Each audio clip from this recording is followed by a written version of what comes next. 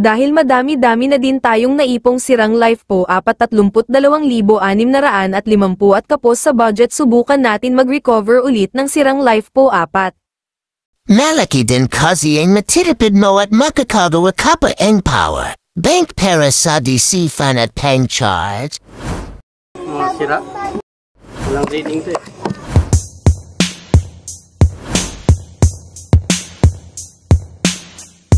Tanggalin lang muna natin kalikot ang cover. May makikita kayong yuka sa ilalamang nut.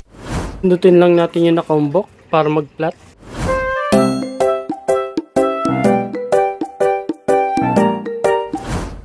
Testing natin kung gagana. Negative, ulitin natin ulit.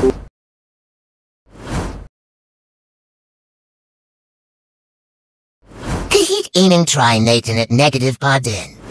Susubak natin kalikot ang iba. Gago! Mga old battery. Sabi subok ng subok hanggang makaayos.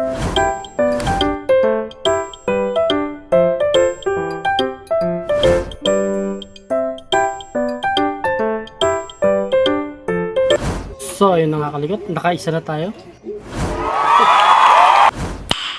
Nice.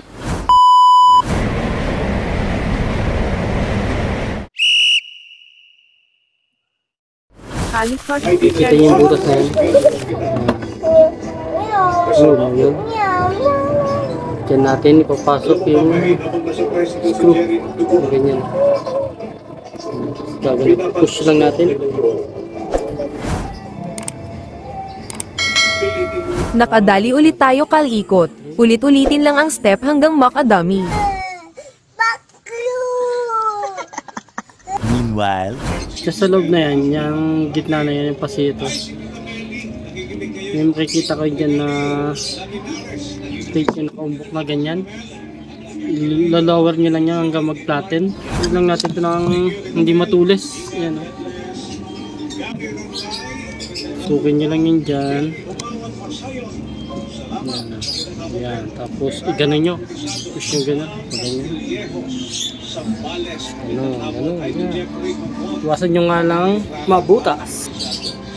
Yan, ganyan. Hanggang lumubog. Yan. So, 4 yan eh. 1, 2, 3, 4. Makikita nyo yung sa loob nyo. Yan, yun o. Makikita nyo yung metal part sa loob. Yung sinusundot natin yun doon. Testerin nyo kung babalik sa dating bolts. Kasi sayang din kung itatapon. meanwhile, Parallel muna natin. Ito wala na. Stop. ito na yan nakabanating LiFePO 4. Ay peperaw muna natin kalikot bago buhin. I-connect lahat ng positive. Sabitan natin. Pinarallel natin yan. Positive sa positive. Negative sa negative. 2 days later. Parcel.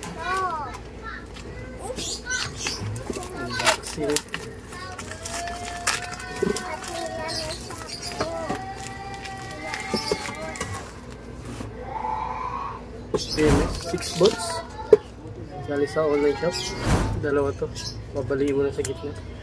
Tanggalin na natin. Nakaparallel na 3 days. 360.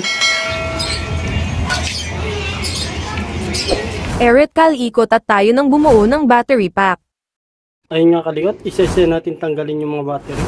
Ito, 4 na kailangan natin para sa 6 volts, 10 ampere. Ito nga pala kalikot yan eating lalagyan ng G.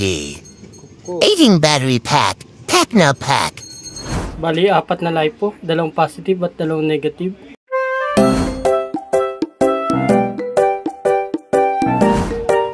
Dito naman sa anahan to LiFePO langing ika-connect para magic.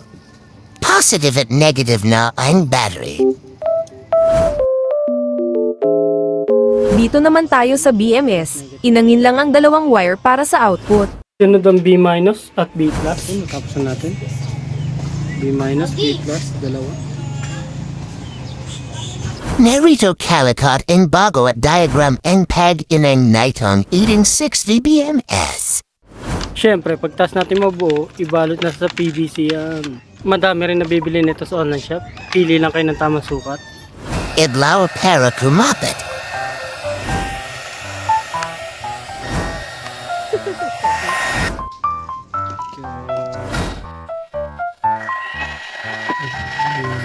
Ang ganda talaga. Hindi natin papaganda. Yun. Anong output? 6.65. Ikabit na natin siya. Positive sa positive lang naman yan. Negative sa negative. Ito yung loob. Meron na siyang DC motor controller.